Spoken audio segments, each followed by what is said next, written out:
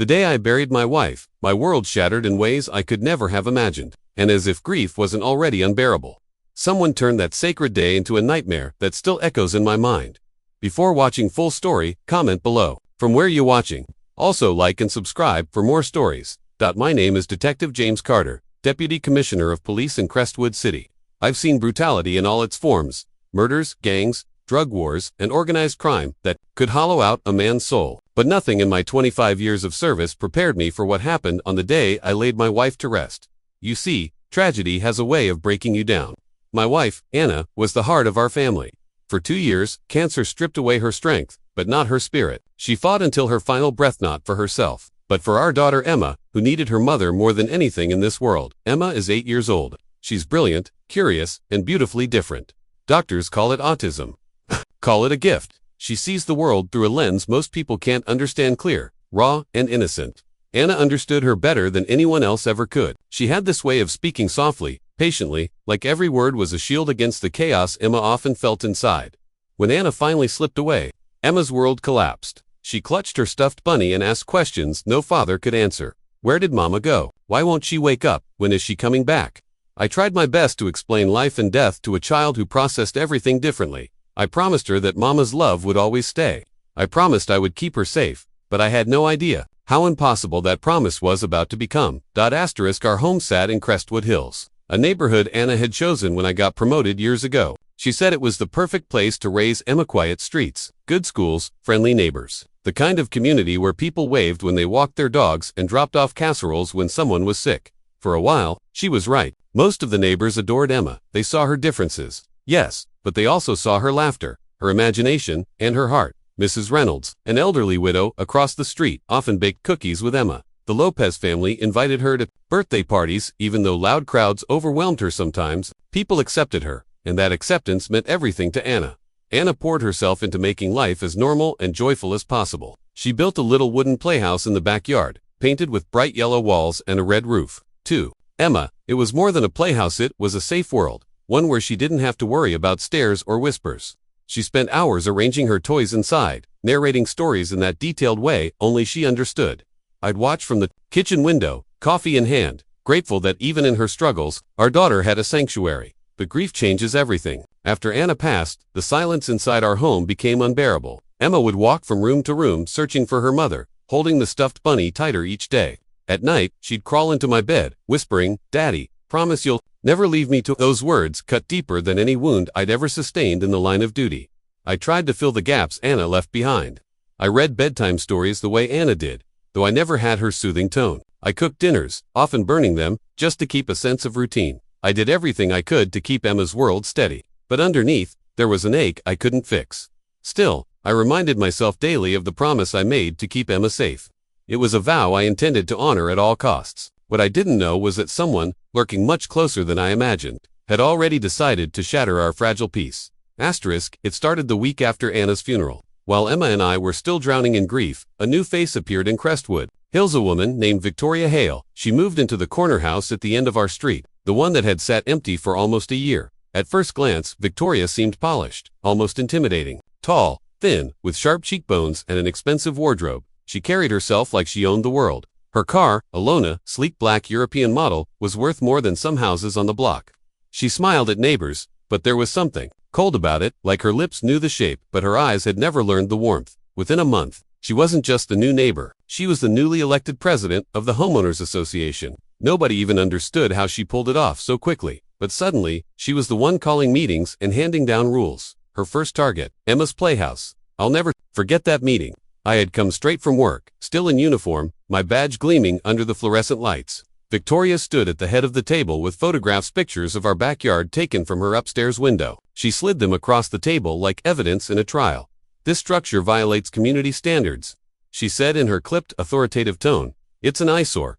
Bright yellow walls, a red roof. It doesn't fit the aesthetic of Crestwood Hills. It must be removed immediately." I clenched my jaw. That's not a structure. It's a child's playhouse. My daughter needs it. Her eyes flickered, and I caught something there, a flash of disdain. Special needs or not, rules are rules. Your position in law enforcement doesn't exempt you from compliance. Around the table, neighbors shifted uncomfortably. A few cleared their throats. They knew Emma. They had watched her grow up. They understood that the playhouse wasn't just wood and Pontet was her safe place. Her stability after losing her mother. Mrs. Reynolds finally spoke up. Victoria, the Carters just lost Anna. Maybe this isn't the time to push about a child's playhouse. Victoria's lips curled. Death doesn't excuse violations. In fact, it's the perfect time to set things right before this neighborhood slips into disorder. The audacity of it sent fire through my veins. I leaned forward, towering over her from across the table. My voice dropped to a low, dangerous calm. Mrs. Hale, my wife was buried last week. My daughter is 8 years old and struggling to understand why her mother isn't coming back. That playhouse is the last piece of comfort she has left. If you think I'm tearing it down because you don't like how it looks, you are gravely mistaken. For the first time, Victoria faltered. But she quickly regained composure, her lips tightening. We'll see about that. From that moment, the war began, after that HOA meeting. Victoria seemed to make it her mission to dismantle our lives piece by piece.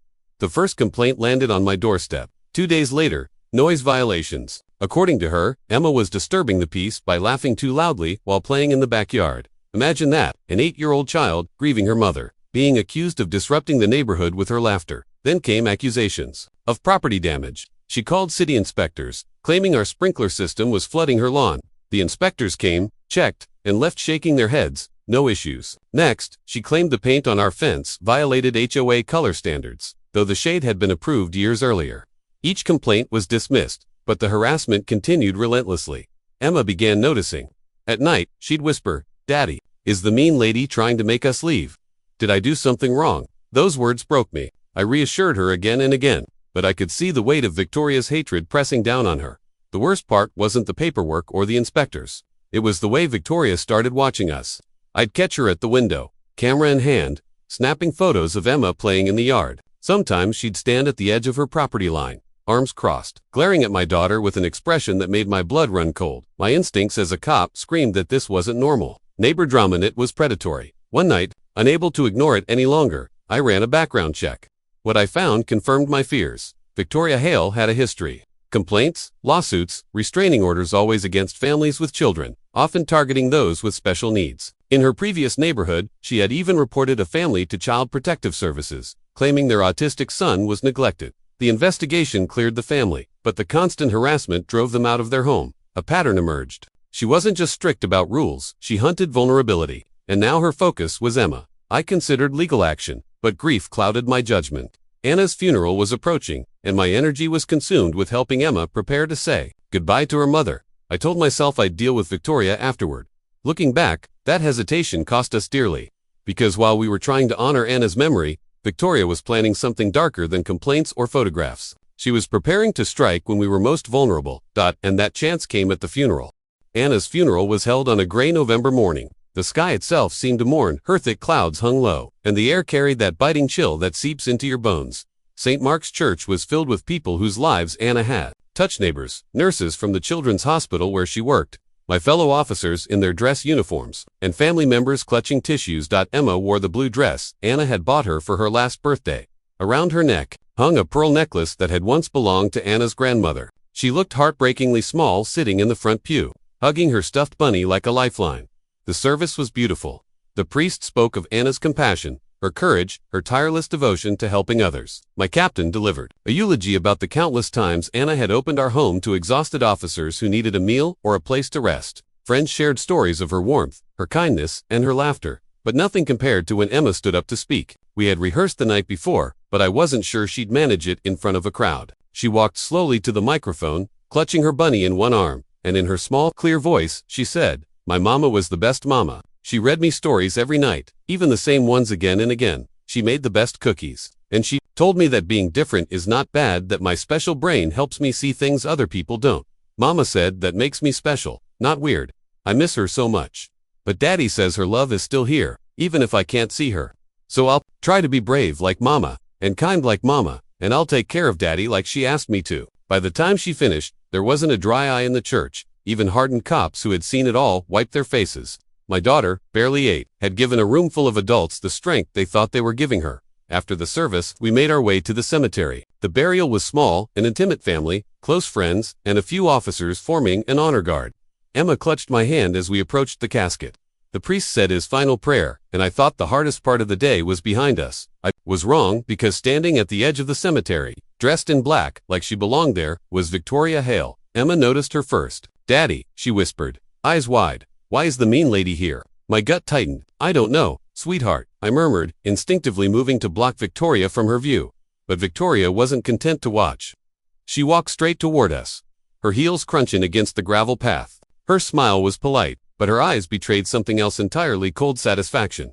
"Deputy Commissioner Carter," she said smoothly, as if this were a business meeting and not my wife's burial. "I'm so sorry for your loss." Her words were venom, wrapped in silk. I tried to step past her, but she shifted, blocking our way. "Actually," she continued, lowering her voice, "this might be the right moment to revisit the issue of that playhouse. Now that your wife is gone, perhaps you'll be more reasonable about following community standards."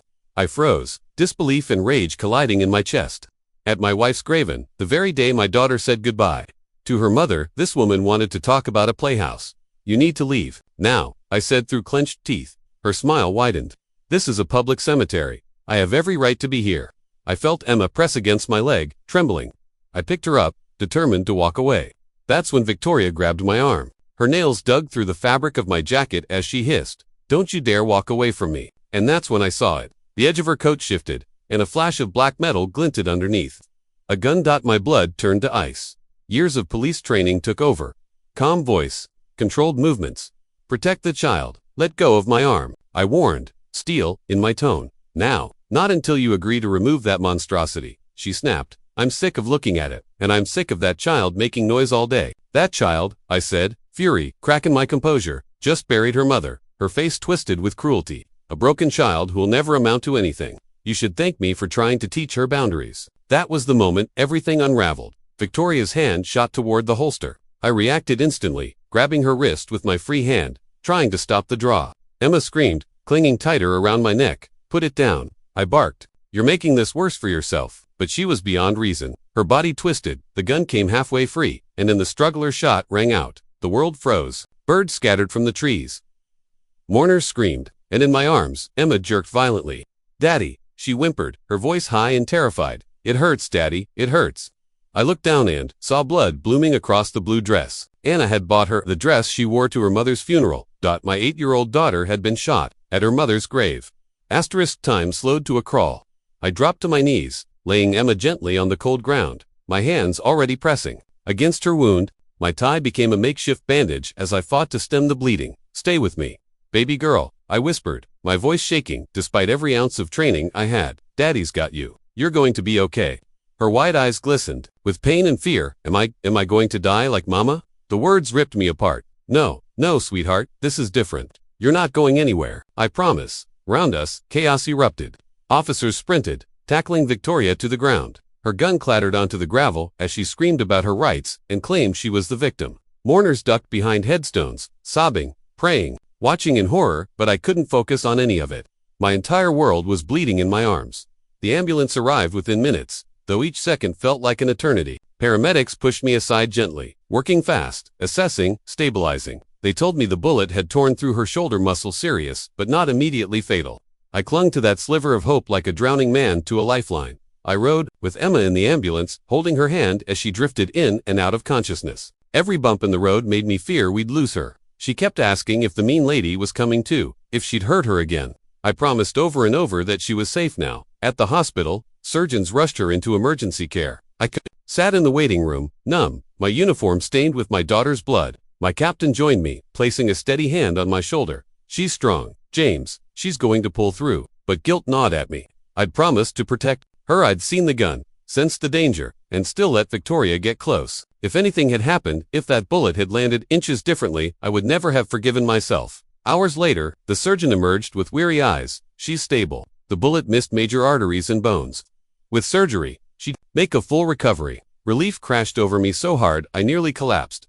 Emma was alive. My little girl had survived. But as I watched her sleep in that hospital bed, pale and fragile, I swore to myself, this wasn't over. Victoria Hale was going to pay.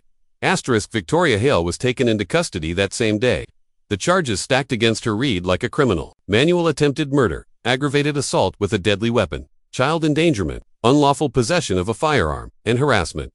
But the investigation revealed even more. Detectives combed through her house and uncovered what I had suspected all along. Obsession. In her study were binders filled with photographs of Emma, hundreds of them. Shots of her playing in the yard, sitting in her playhouse, even walking to school. Alongside the photos were handwritten notes detailing our schedules, Emma's routines, and observations about her behavior. It was stalking, plain and simple. Worse still, they discovered journals filled with venomous rants. Page after page condemned children with disabilities as defective and burdens. She wrote about her mission to rid neighborhoods of eyesores like playhouses, toys, and even families who didn't meet her standards. My stomach turned as I read the words. She wasn't just cruel, she was dangerous, predatory, and methodical. The FBI got involved after linking her to online forums where she shared tactics with others how to file false complaints, manipulate HOAs, and target vulnerable families. It was a pattern that stretched back years. We weren't her first victims, but I swore we'd be her last. The trial began 6 months later. The courthouse was packed, media, neighbors, even advocacy groups. 4 children with disabilities, Emma, now 9, had to testify. The judge allowed her to do it via video link so she wouldn't have to face Victoria directly.